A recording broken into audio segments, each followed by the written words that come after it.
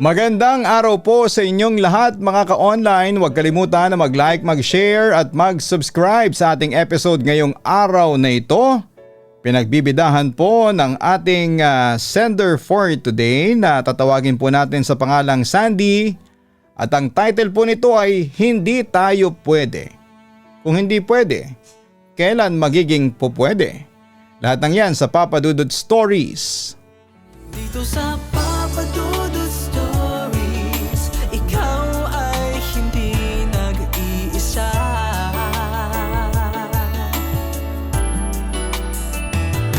Dito sa Papa Dudut Stories, may nagmamahal sa'yo. Papa Dudut Stories, Papa Dudut Stories.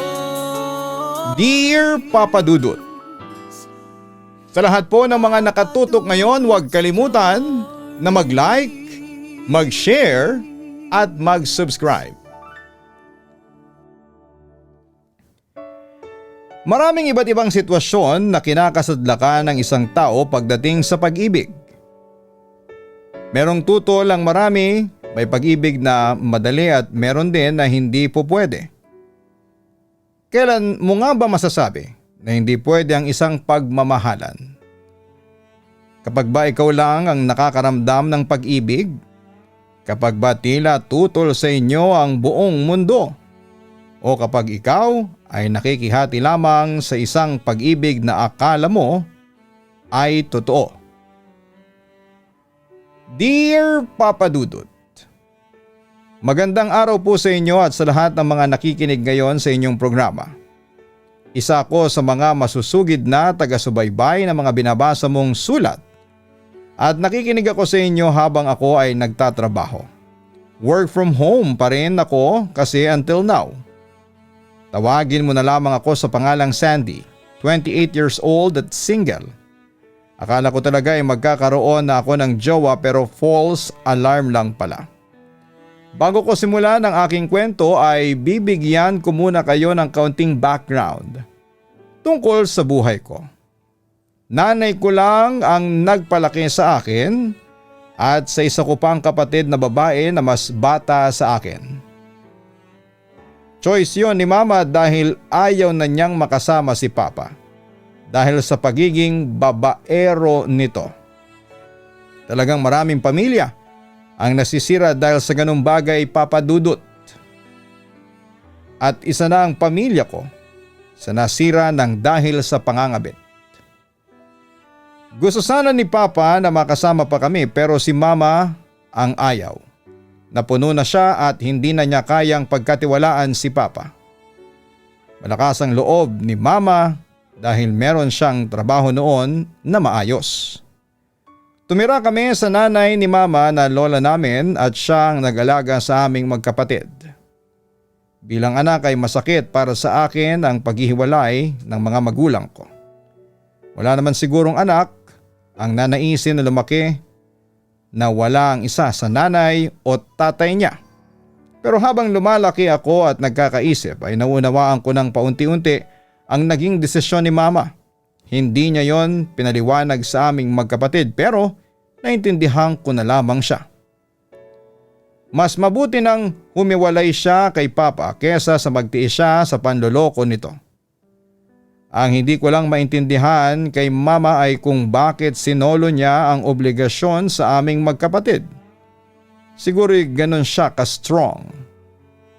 Nang magdalaga na kami ng kapatid ko ay palagi niyang pinapaalala sa amin na kapag nalaman namin na niloloko kami ng boyfriend namin ay hiwalayan na namin kaagad. Wag na raw naming bigyan ng chance kasi once a cheater always a cheater daw. At higit sa lahat ay huwag kaming papayag na maging kabit dahil yon ang sumira sa pamilya namin. Kakalbuhin daw kami ni Mama kapag naging kabit kami. Nag-promise ako sa sarili ko na never akong magiging kabit, Papa Dudut. Ayokong maging kagaya ng babae na naging dahilan kung bakit nasira ang pamilya namin. Nang magkaroon na ako ng work ay doon pa lamang ako nagsimulang magkaroon ng boyfriend. Yung una ay naghiwalay kami kasi hindi kami nagkasundo sa maraming bagay. Yung pangalawa naman ay nahuli ko na may ibang babae kaya break ka agad. Wala nang usap-usap pa. Tumigil na muna ako sa pakikipagrelasyon after that. Sinabi ko din sa sarili ko na magiging matalino na ako sa pagpili ng lalaking mamahalin ko at pagkakatiwalaan ko ng aking puso. Hindi porket gwapo ay go na agad-agad. Kaya kahit may mga nanliligaw sa akin ay hindi ko na pinapansin. Lalo na kapag unang tingin ko pa lamang ay babaero. Ayaw ko nang masaktang muli sa larangan ng pag-ibig. Panay nga ang push sa akin ng kaibigan ko na si Kyla na magjowa na kasi ang tagal ko na raw single at baka malipasan ako ng panahon. Bes, hindi ako natatakot na malipasan ng panahon. Mas okay nang tumanda akong mag-isa kaysa sa magstay sa isang relationship na niloloko lang ako. Turan ko kay Kyla. Hindi naman lahat ng lalaki kagaya ng ex mo at ng tatay mo, no? Marami pa rin ang matino kagaya ng jowa ko na si Leo. Tingnan mo, 5 years na kami, ang sabi pa ni Kyla. Hindi ka sure na matino si Leo ha? Baka hindi mo pa lang nahuhuli. Pabiro kong sabi. Ay grabe siya. Gusto mo bang mag-overthink ako ng malala? Nakairap na wika pa ni Kyla. Joke lang, kilala ko naman ang jowa mo at matino naman talaga siya. Maswerte ka talaga kasi nakakita ka ng matinong jowa. Saka wag mo na akong i-push na magkaroon ng boyfriend. Darating din yan, ayokong ipilit. Paliwanag ko kay Kyla. Totoo naman ang sinasabi ko na yon, Papa Dudut. Naging ganon ang prinsipyo ko simula nang ma-experience ko ng isang beses ang maloko sa pag-ibig. Yung kahit pala ibigay mo sa isang lalaki ang lahat at mahalin mo siya ng totoo ay lolokohin ka pa rin kapag natapat ka sa isang manloloko. Isa sa hilig o hobby ko ay ang mag-travel. Kung saan ako nakakapunta at bet ko talaga ang pagiging solo traveler. Mas gusto ko ang mag-isa ako kasi mas nakaka-feel ako ng kapayapaan at katahimikan. Paborito kong puntahan ng lugar yung hindi masyadong pinupuntahan ng mga tao. Nang magkaroon ng pandemic ay naghanap ako ng work na sa bahay lamang. Nakahanap naman ako at mas nagustuhan ko ang ganong setup ng trabaho kasi hawak ko ang oras ko. Hindi masyadong nakaka-pressure, walang supervisor na mayat mayang titignan ang galaw ko. At ang maganda pa ay nakakasama ko pa araw-araw ang aking nanay at kapatid. Hindi ko na kailangang pumasok pa sa office, sa pagtagal ay lumaki rin ang sahod ko.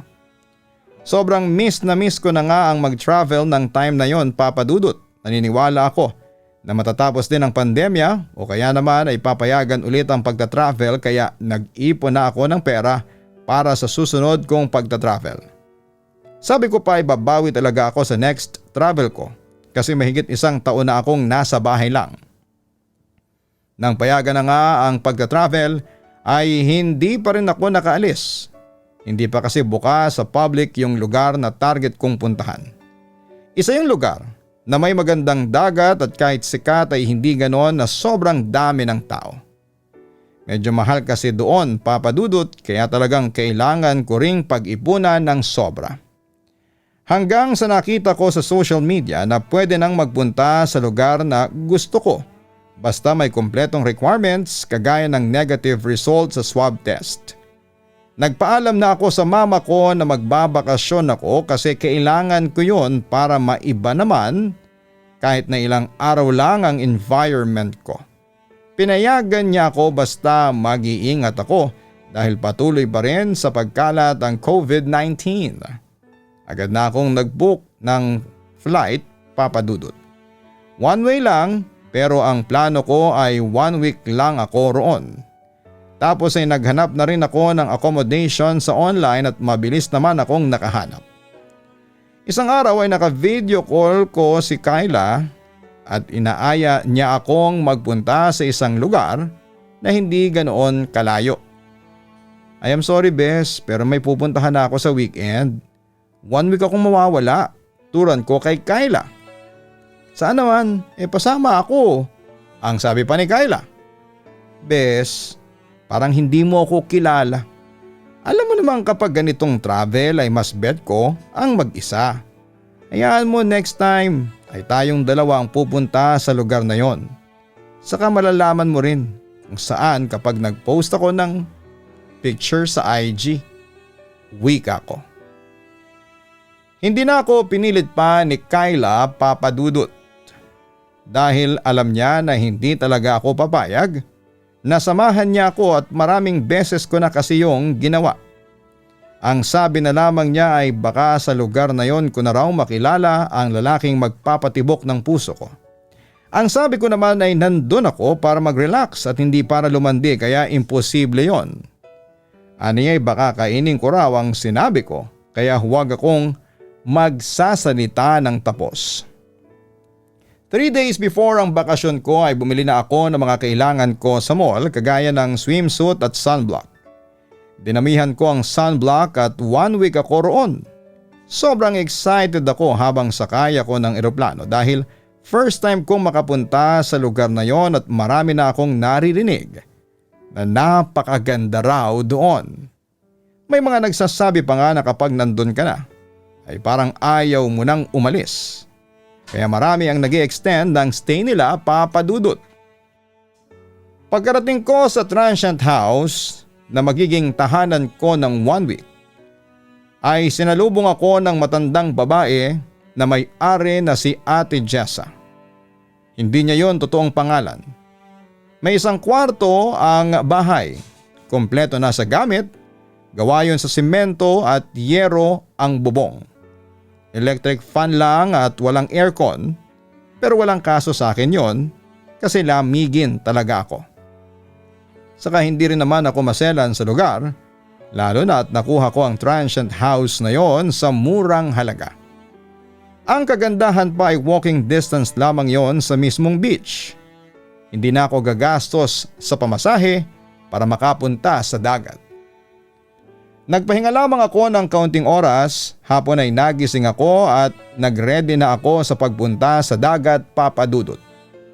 Nang makapunta na ako sa dagat ay hindi ako noon binigo. Napakaganda talaga doon at pakiramdam ko ay nasa paraiso ako. May mga nag-offer sa akin na mag-surfing pero tumanggi muna ako. Mas gusto ko na mag-swimming at maglakad-lakad na lamang muna at i-appreciate ang kagandahan ng lugar na yon. Sobrang narelax ako habang nakaupo sa buhangin at umiinom ng mango shake at pinapanood ang sunset. Ang tahimik ng paligid, kahit may mga tao ay hindi sila maingay. Talagang lahat ay merong respeto sa ibang turista na naroroon. Tapos ay mukhang totoo pa nga ang nabasa ko na kapag nakapunta ka sa lugar na yon ay gugustuhin mo talagang magtagal pa doon. Dahil kahit na wala pa akong isang araw ay nagpaplano na agad akong mag-extend ng pag-i-stay.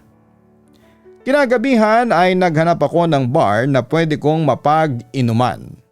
Gusto ko lang makita ang nightlife sa lugar na yon. May nakita naman ako na chill lang ang vibes ng lugar. May acoustic band na tumutugtog. Mag-isa lamang ako pero nag-enjoy pa rin ako sa lugar. Habang umiinom ako ay may napansin akong isang lalaki na ang una kong hula ay kagaya ko na nasa 20s lamang. Panay ang tingin niya sa akin. Sa una ay naisip ko na ang assuming ko para isipin na ako ang tinitignan noong lalaki. Pero nang ilang beses ko na siyang nahuli ay talagang nakikipagtitigan siya sa akin ay doon ko na na-realize na tinitignan niya talaga ako papadudot. Hindi ko alam pero may kakaiba akong na-feel sa lalaki na yon. Parang meron kagad kaming connection.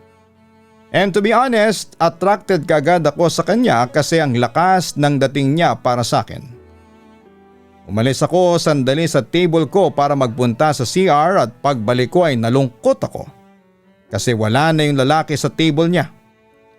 Umasa kasi ako na lalapitan niya ako at makikipagkilala siya sa akin. Feeling ko kasi ay kagaya niya ako na walang kasama. Natawa na lamang din ako sa sarili ko at naalala ko kasi yung sinabi ko kay Kyla na wala ako sa lugar na yon para lumandi, pero parang lumalandi na kaagad ako sa unang gabi ko pa lamang doon, Papa Dudut.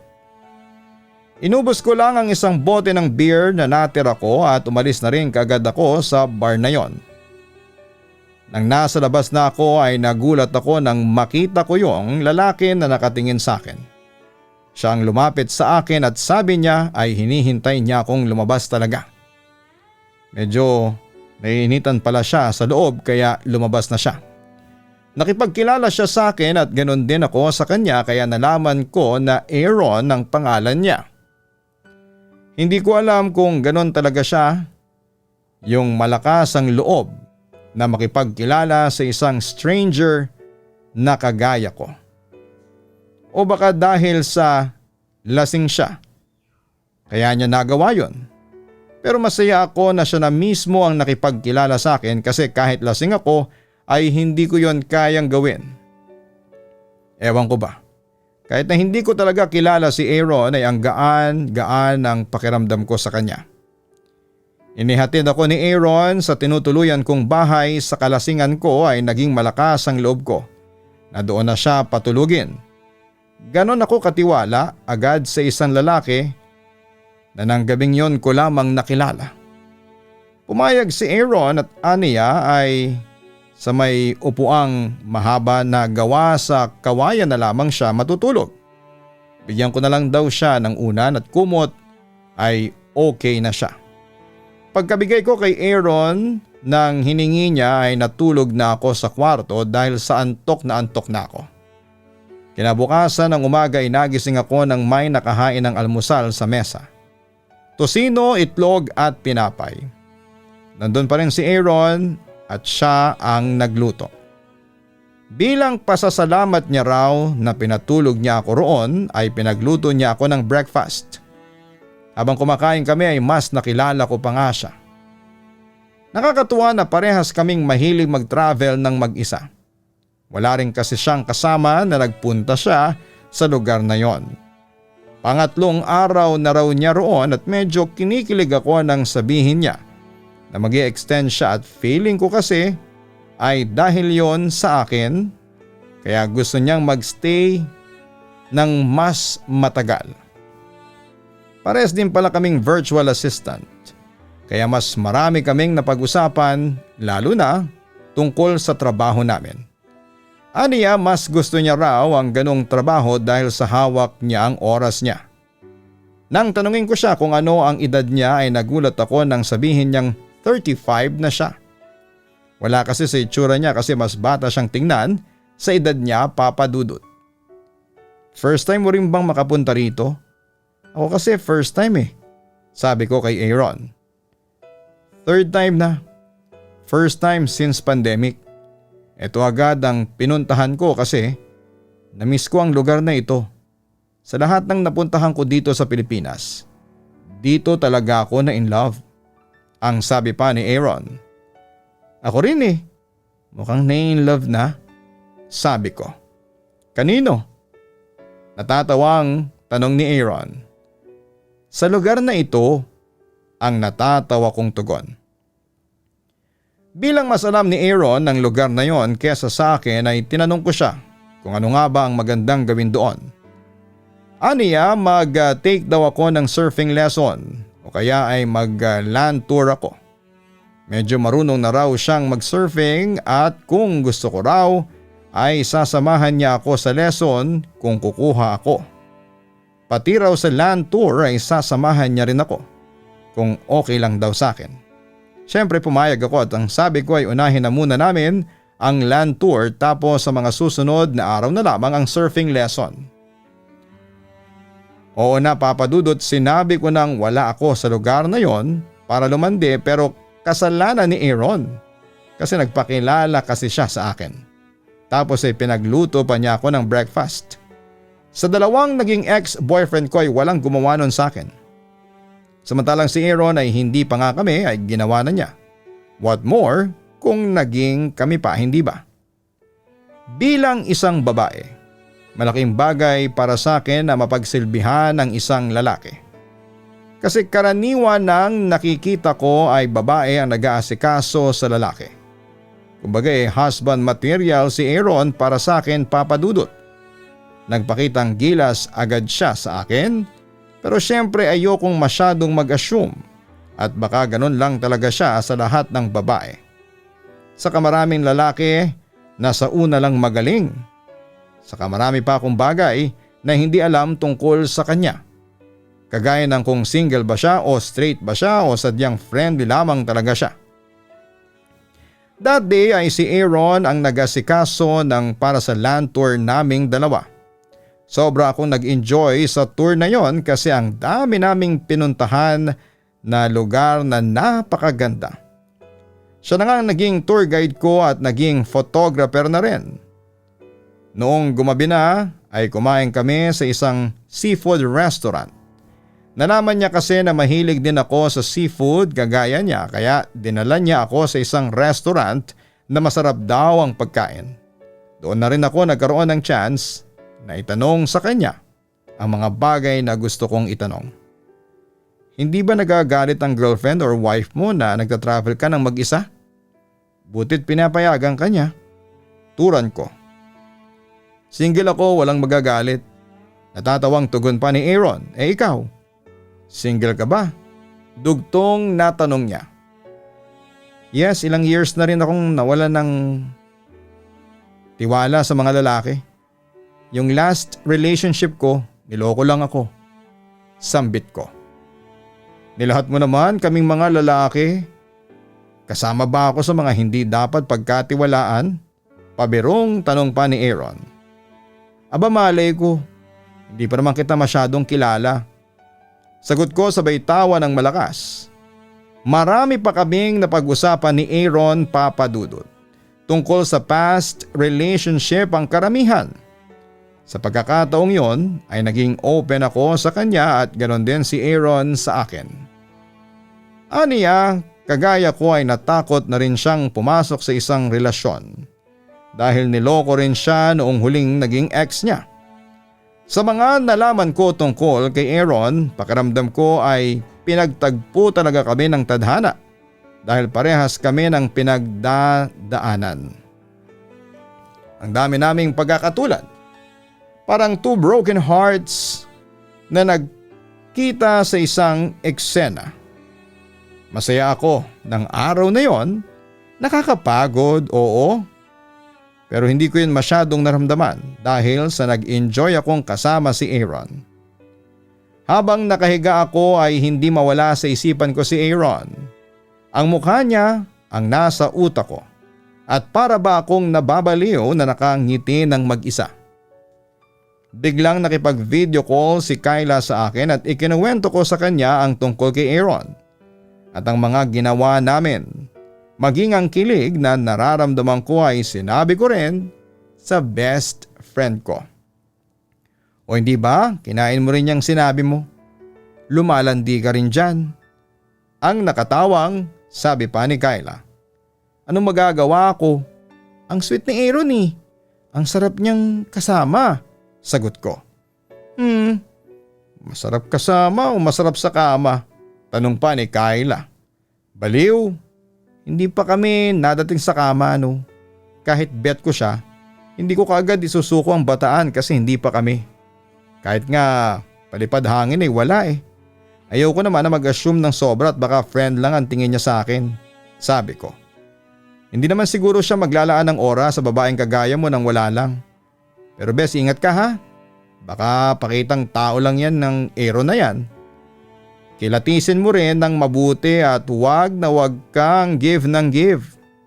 Paalala pa ni Kyla. Tinawanan ko si Kyla at pinaalala ko sa kanya na hindi na ako kagaya ng dati na bigay kaagad sa lalaki. Basta gusto ko. Kasi natuto na ako sa nakaraang mga relationship ko, Papa Dudut. Pero ang totoo ay hindi ko na rin alam sa sarili ko ng time na yon. Ang bilis kong nahulog kay Aaron kahit na ilang araw ko pa lamang siyang nakikilala at nakakasama. Maybe dahil sa lugar. Masyadong romantic. Ang sarap ma-in love sa lugar na yon. Well, ayokong sisihin ng lugar sa pagiging marupok ko. Ako na siguro ang may problema kasi marupok ako. Nagpatuloy ang pagkikita namin ni Aaron sa lugar na yon na talagang nag-extend pa siya para makasama ako at feeling ko ay may gusto na rin siya sa akin. Sinamahan niya akong mag-take ng surfing lesson. Ayoko naman talaga na mag-surfing pero dahil kasama ko si Aaron ay go pa rin ako. Kahit takot ako na mag-balance sa malalaking alon ay go pa rin ako, Papa Dudut. After ng nakakapagod na surfing lesson, ay nag-merienda muna kami ni Aaron. Tinanong niya ako kung may plano ba ako sa mga susunod na araw. Sabi ko ay baka magtrabaho muna ako para if ever na mag-extend ako ng ilang araw ay meron akong budget. Until naalala ko na hindi ko pa pala alam ang social media account ni Aaron. Oo nga pala, pwede ba kitang i-add or i-follow sa social media? Tanong ko kay Aaron. Wala ako niyan sagot niya. Kahit Facebook or IG, hindi makapaniwalang tanong ko. Before meron naman. Pero masyado na kasing toxic ang social media ngayon. Ang daming negative post. Madali kasi akong maapektuhan ng mga negative vibes kaya nag-decide ako na burahin na lang ang mga social media accounts ko. Explain ni Aaron. Okay, I understand. Paano pala kita i-message? Sa personal number mo? Turan ko. Hindi number ang ibinigay ni Aaron sa akin kundi username niya sa isang kilalang messaging app, Papa Dudut. Wala akong nakitang mali kay Aaron na wala sang social media at ang mas gusto niya ay ang messaging app na gamitin para doon kami mag-usap after naming umalis sa lugar na yon. Naintindihan ko ang point niya kung bakit wala siyang Facebook or Instagram. Kahit ako ay may mga pagkakataon na gusto kong magpahinga muna sa social media dahil sa dami ng mga negative vibes na nasasagap ko. Pero hindi ko naman magawa since may mga trabaho ako na kailangan kong gumamit ng social media. Bago kami maghiwalay, ni Aaron ay inaya niya ako na mag-inom sa bar kung saan niya ako unang nakita at pumayag ako. Wala rin kasi akong gagawin. Ani ni Aaron ay susunduin niya ako para sabay na kami sa pagpunta sa bar. Umuwi na muna ako sa tinutuluyan kong bahay para magpahinga. Medyo sumasakit din kasi ang katawan ko dahil sa surfing lesson. 2 hours ako nag-aaral na mag-surfing pero mukhang hindi talaga yata para sa akin ang activity na yon. Kasi hindi ako natututo. Natulog muna ako para makapagpahinga at may energy ako later. Ilang oras din akong nakatulog at nagising ako kasi sobrang lamig, Papa Dudut.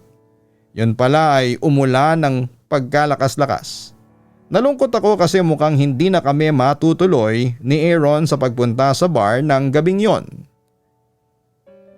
Hindi ko rin i-expect na uulan kasi sobrang ganda ng panahon noong umaga hanggang sa hapon. Sobrang init. Nag-message ako kay Aaron at tinanong ko kung tuloy pa ba kami. Nagsin lang siya. Iniisip ko na baka hindi na nga kami tuloy kasi walang reply si Aaron. Nagtimpla na lamang ako ng kape para mainitan ako kahit papaano, busog pa naman ako. Habang nagkakape ako sa may sala, ay nagulat ako nang may biglang kumatok sa pintuan. Ang iniisip ko ay baka yung may-ari ng bahay, baka i-check ako kung okay lang ba ako kasi umuulan. Pero mas lalo akong nagulat nang pagbukas ko ng pinto ay si Aaron ang nakita ko. May dala siyang isang eco bag na hindi ko pa alam ang laman. Aaron, anong ginagawa mo dito? Ang lakas ng ulan. Turan ko. Pwede bang papasukin mo muna ako? Ang lamig dito sa labas Aniya sabay ngiti. Nang papasukin ko na si Aaron, Papa Dudut, ay sinabi niya sa akin na hindi na kami makakapunta sa bar kasi ang lakas ng ulan. Dahil sa gusto niya talagang mag-inom ay doon na lang daw sa tinutuluyan kong bahay kami mag-inom. Ang laman pala ng eco bag niya ay alak, pulutan na inihaw na manok, yelo at soft drinks para sa chaser. Natawa ako na may halong kilig kasi talagang nag-effort pa siya na bumili ng mga yon at sumunod dito sa bahay. Kahit pa nga pagkalakas-lakas ng ulan para lamang matuloy ang inuman naming dalawa. Hindi mo na dapat yan ginawa, mamaya magkasakit ka pa, ang sabi ko. Ayos lang na magkasakit basta makasama ka. May payong naman ako eh. Saka ayaw mo ba kung ayaw mo babalik na ako sa hotel ko? Ang nagpapaawang sabi pa ni Aaron. Ang arte nito, nandito ka na, papalasin pa ba kita? Sandali lang, ihanda ko lang itong mga dala mo. Doon na lang tayo sa harapan mag-inom para mas maganda, ang sabi ko. May lamesa at mga upuan kasi sa harapan ng bahay at may bubong kaya hindi kami mababasa ng ulan. Dinala ko na roon ang mga dala ni Aaron. Naglabas na rin ako ng baso at shot glass. Pumwesto na kami doon ni Aaron at sinimula ng pag-iinom. Ang sarap talagang mag-inom kapag umuulan at malamig. Tapos ang kainuman mo pa ay ang taong gusto mong kasama at kausap. Sobrang kinikilig talaga ako na nagpunta si Aaron sa akin para lamang matuloy ang plano naming pag-iinom. Ewan ko pero para bang sinasabi niya sa akin na gusto niya talaga akong makasama. Ang hirap na hindi mag-assume sa mga pinapakita ni Aaron sa akin, Papa Dudut. Mas lalo tuloy akong nahuhulog sa kanya. He's too good to be true. 11:00 pa lamang ay ubos na namin ni Aaron ang isang bote ng alak na dala niya. Lasing na ako habang si Aaron ay parang hindi pa. Masyado na kaming maingay habang nag-uusap. Malakas pa rin ang ulan. Napag-usapan namin ang work niya at sinabi niya kung saang kumpanya siya nagwo-work dati. Napunta ang usapan namin sa pang R18 na usapan. Pinag-usapan namin ang aming sex life. Sabi ko matagal na akong walang sex life. Dahil sa hindi naman ako nakikipag-tsuktsakan sa isang lalaki kung hindi ko siya jowa. Hanggang sa bigla akong hinalikan ni Aaron sa lips at hindi ako tumutol. Ayokong sisihin ang alak kung bakit ako nagpadala sa tukso kasi gusto ko rin naman. Nang gabing yon ay may nangyari sa amin ni Aaron at isang paniniwala ko na naman ang binali ko para sa kanya. Ang hindi sumiping sa hindi ko naman boyfriend. Nang magising ako kinaumagahan ay nasa tabi ko pa rin si Aaron. We made love again. Wala akong pinagsisihan sa pagbibigay ko sa kanya ng aking pagkababae kahit na hindi pa kami. After na may nangyari sa amin ay umakto na kami na parang kami. Pero ang totoo ay hindi kami nag-uusap na kami na. Basta may nangyari na lamang sa amin. Magka-holding hands kami na naglalakad sa beach. Hinahalikan niya ako kahit may ibang tao. Kilig na kilig ako ng time na yon kaya hindi ko na naiwasang ikwento kay Kyla ang lahat ng mga nangyari.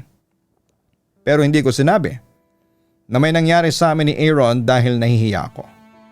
Alam ko kasing aalaskahin ako ni Kyla ng bongga kapag nalaman niya yon. So kayo na nga. Kasi may kiss and HHWW na kayo ang sabi pa ni Kyla. Hindi pa. Pero siguro we're getting there. Soon.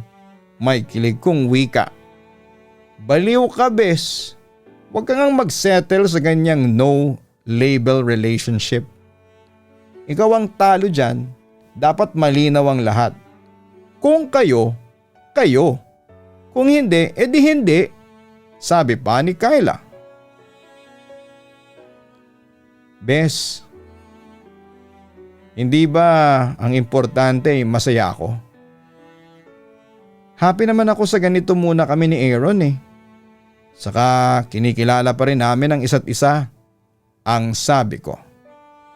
Bahala ka na nga bes, basta nagpapaalala na ako sa iyo ha. Hindi ako nagkulang bilang BFF mo, turan pa ni Kyla. To be honest, Papa Dudut, ay may takot din naman akong nararamdaman kasi what if pag-alis namin ni Aaron sa lugar na yon ay hindi na kami magkita or hindi na niya ako kausapin. Nakakatakot na nag-invest ako sa kanya ng feelings at gumagawa ng happy memories with him tapos ay sa wala lang pala mauwi ang lahat. Pero iniisip ko na kung iisipin ko ang mga negative ay hindi ako magiging masaya. Aaron, paano pala kapag umalis na tayo dito? Baka hindi ka na makipagkita sa akin. Sabi ko kay Aaron habang kumakain kami. Grabe ka naman. Ganyan bang tingin mo sa akin? Siyempre magkikita at magkakausap pa rin tayo. Aniya. I want to be honest with you ha. I like you Aaron. At masasaktan ako if ever na dito sa lugar na ito matatapos ang lahat sa atin. Wika ko. I like you too Sandy. Hindi ako magbibigay sa iyo ng time kung hindi kita gusto. Huwag kang mag-isip na hanggang sa lugar na ito lang tayo. I promise na kahit makaalis tayo rito ay magpapatuloy pa rin ang communication nating dalawa. Pangako pa ni Aaron. Nawala ang lahat ng hindi magandang bagay na iniisip ko sa sinabing yon ni Aaron, Papa Dudut. Na-feel ko na sincere siya sa bawat salitang sinabi niya sa akin. Pinanghawakan ko ang promise niya. After naming kumain ay dinala ko ni Aaron sa tinutuluyan niyang hotel room. Doon ay may nangyari muli sa aming dalawa. Wala pa rin akong pagsisisi kasi binigay ko sa lalaking gusto ko ang sarili ko. Nang mga sumunod na araw ay mas naging masaya kami ni Aaron. Gusto ko na sanang itanong sa kanya kung pwede bang maging kami na. Kasi parehas na namin gusto ang isa't isa pero nahiya akong itanong yon kay Aaron. Naisip ko na dapat ay sa lalaki yon manggagaling. In-enjoy ko na lang ang moment namin ni Aaron na magkasama kaming dalawa. O nga pala, nag-extend ulit ako ng another week dito. Ikaw ba? Tanong ko kay Aaron. Actually, paalis na dapat ako sa Makalawa. Pero, mag-extend ulit ako. Isasakto ko sa araw ng alis mo. Para sabay tayo. Ang sabi pa ni Aaron. Wow, that's nice. Gusto mo ba na ako na mag-book ng plane ticket mo? Para sabay talaga tayo? Tanong ko. No, ako na. Madali lang naman yun eh. Huwag na muna nating isipin yon. Enjoy lang muna natin yung ngayon. Ang sabi ni Aaron at ngumiti pa siya sa akin. Hindi ko inakala na makikilala ko si Aaron sa lugar na yon, Papa Dudut. Ang gusto ko lang naman ay mag-relax while working kaya ako nagpunta doon. Hindi ko inaasahan na sa lugar na yon ay muling titibok ang puso ko para sa isang lalaki. Makalipas ang 2 araw, maaga akong nagising. Naglakad-lakad ako sa dalampasigan. Tinatawagan ko si Aaron sa messaging app pero hindi ko na siya makontak. Nag-chat na rin ako sa kanya pero hindi niya man lang sinisin. Ang unang pumasok sa utak ko ay baka tulog pa rin siya kaya hinayaan ko na lang siya. Hapon na pero wala pa ring paramdam si Aaron. Nang tatawagan ko na siya ay nawala ng account niya sa messaging app. Doon na ako kinabahan, Papa Dudut. 2 bagay lang kasi yon. Delete niya ang account niya or blinak niya ako. Pero sa dalawa mas iniisip ko na dinilit niya ako kasi wala namang reason para i-block niya ako, Papa Dudut. Nag-decide na akong puntahan si Aaron sa hotel kung saan siya nag-i-stay. Tinanong ko ang receptionist kung nasaan yung tao na nakastay sa room number ni Aaron. Nawala na ako ng lakas nang sabihin sa akin ng receptionist na nag-check out na si Aaron noong madaling araw. Tulala akong bumalik sa bahay na tinutuluyan ko. Pakiramdam ko ay iniwanan ako sa ere. Akala ko ay nag-extend pa si Aaron, gusto kong isipin na nagkaroon siya ng emergency kaya naging biglaan ang pag-alis niya. Pero ang hirap paniwalaan ng ganon dahil hindi man lang siya nagpaalam sa akin. Hindi naman siguro aabuti ng 1 minuto para i-chat ako at sabihin na kailangan na niyang umalis. Ang masakit pa ay mukhang blinak na niya ako. Kung ano-ano na ang mga pumasok sa isipan ko, Papa Dudut, kagaya ng naloko na naman ako. Baka kinuha lang ni Aaron ang gusto niya sa akin at nang makuha niya na makailang ulit ay naglaho na siya na parang pula. Sa pangyayaring yon ay nawala na ako ng ganang magstay sa lugar na yon. Hindi ko na masyadong na-appreciate ang ganda ng lugar dahil mas nasasaktan ako sa pag-iwan ni Aaron sa akin sa ere. Pero dahil nakapagpabook na ako ng ticket at nangihinayang ako kung ipapabago ko pa ang date ng flight ko ay nagstay pa rin ako sa lugar na yon. Hindi ko maiwasang tanungin ang sarili ko kung may nasabi o nagawa ba akong mali para gawin yon ni Aaron sa akin. Si Kyla ang naging takbuhan ko. Ikinuwento ko sa kanya through video call ang lahat-lahat pati na ang katotohanan na may nangyari sa amin ni Aaron. Hindi na kita sisisihin sa katangahan mo, bes. Pero sana ay maging lesson na yan sa'yo, ha? Malaki ka na. Basta kung bet mo, umiyak ka na. I'm just here, ang sabi pa ni Kyla. Ewan ko, bes. Wala akong maalalang mali o masamang nagawa ko para hindi na siya magparamdam sa akin. Ang tanga ko talaga. Bakit ko hinayaang lokohin ulit ako? Turan ko. May mga ganyan lalaki talaga, no? Kapag nakuha na ang gusto, bye-bye na. Hindi ko rin alam kung bakit may mga taong ganyan. Ang sarap nilang ipakain sa pating. Wika pa ni Kyla. Malungkot at wasak ang puso ko nang umalis ako sa lugar na yon. Kahit napakaganda ng lugar na yon ay sinabi ko sa sarili ko na never na akong babalik doon dahil sa masakit na memories ko. Pag-uwi ko sa amin ay agad kong hinanap si Aaron sa Facebook. Hindi na kasi ako naniniwala na wala siyang social media. Nahirapan akong hanapin siya kasi pangalan lang niya ang alam ko at hindi rin ako sure kung totoo nga bang pangalan niya ang Aaron. Hanggang sa naalala ko ang sinabi niyang company na dati niyang pinagtatrabahuhan. Yun ang sinearch ko sa Facebook at may nakita akong isang post nang nagtatrabaho sa company na yon. Picture ng team building nila at sa unang picture ay nakita ko kaagad ang mukha ni Aaron sa group picture. Inisa-isa ko ang mga taong nakatag sa post na yon at hindi ako nabigo, Papa Dudut. Nakita ko ang Facebook account ni Aaron at tama rin ang hinala ko na hindi Aaron ang totoo niyang pangalan. Inesto ko ang Facebook niya at para kong pinagsakluban ng langit at lupa nang malaman ko na may asawa na siya at 2 anak. Talagang umiyak ako ng time na malaman ko yon at narealize ko na hindi pala talaga kami po pwede. Masakit na nahulog ako sa isang lalaki na may asawa na pala. Napakaganda nilang tignan sa mga pictures nila.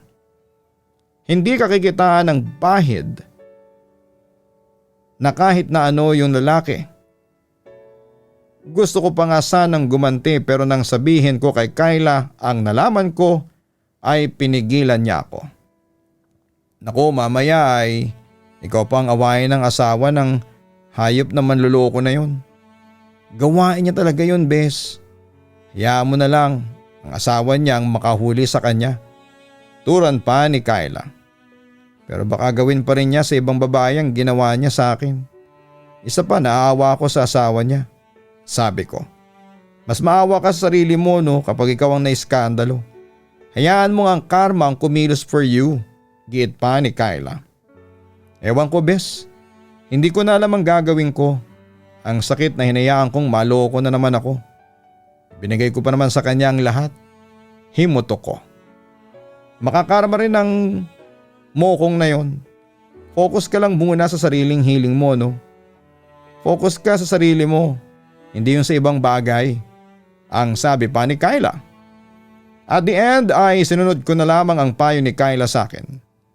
Nanahimik na lamang ako at nag-focus na lamang ako sa pag-move on kay Aaron. Hindi na rin ako nag-try na i-chat siya at sabihin ang galit na nararamdaman ko para sa kanya. Sa tingin ko kasi ay may mga kagaya ni Aaron na walang konsensya. Useless lang kung ilabas ko sa kanya ang lahat ng nasa loob ko. Nagpasalamat na rin ako sa Diyos na hindi ako nabuntis. Kung nabuntis kasi ako ay mas lalong malaking problema yon. Sa ngayon ay single pa rin ako at gusto ko pong mapanindigan muna na ayaw ko munang pumasok sa isang relasyon. After ng ginawa sa akin ni Aaron, talagang naubos na ang tiwala ko sa mga lalaki. Pero syempre, hindi pa rin sinasarado ang puso ko sa possibility na may lalaking darating sa buhay ko na hindi manloloko. At sana'y makilala ko siya sa time na handa na ang puso ko na magmahal muli. Sincerely yours, Sandy. Ang pag-ibig ay palaging may kakambal na sakit. May mga sitwasyon na masasaktan ka at wala kang ibang magagawa kundi ang iiyak at hayaan ang sarili mong damhin ang hapdi hanggang sa ito ay mawala na sa iyong pakiramdam. Ang tiwala ay isang bagay na ibinibigay natin sa mga taong sa tingin po natin ay deserving. Ngunit kapag ito ay nasira ay mahirap nang ibalik. Kaya maging matalino tayo sa mga taong pinagkakatiwalaan natin. Kilalanin muna natin sila ng husto at alamin natin kung ano ba talaga ang pakay nila sa atin. Hindi mo kasalanan kung ikaw ay niloko. Kasalanan ito ng mga manloloko. At sana sa mga taong ilang beses nang naloko ay huwag kayong mawala ng pag-asa na meron pa ring tao na darating sa buhay ninyo na hindi kayo lolokohin. Ipahinga muna ang puso at pagkatapos ay magmahal muli at sana sa pagkakataong yun ay nasa tamang tao ka na. Hanggang sa muli, ako po ang inyong si Papa Dudut. Huwag kalimutan mag-like, mag-share at mag-subscribe. Maraming salamat po.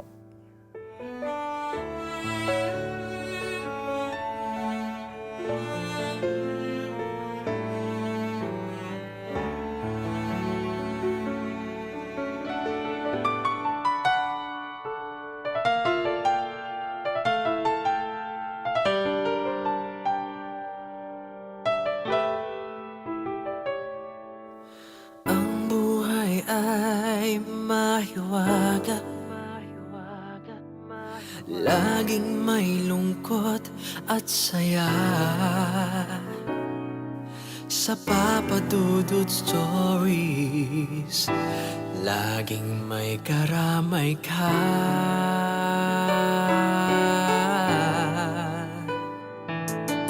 Mga problemang kaibigan,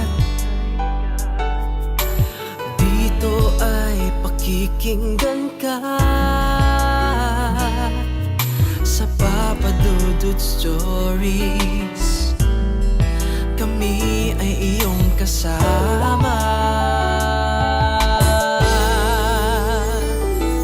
Dito sa Papa Dudut Stories, ikaw ay hindi nag-iisa.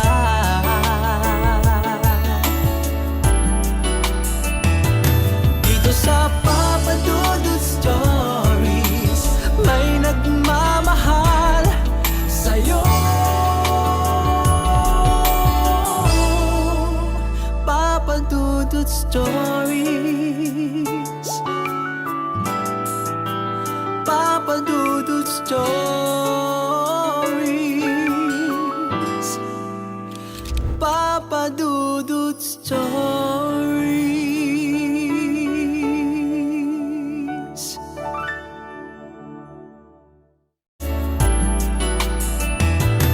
Dito sa Papa Dudut Stories, may nagmamahal sa'yo.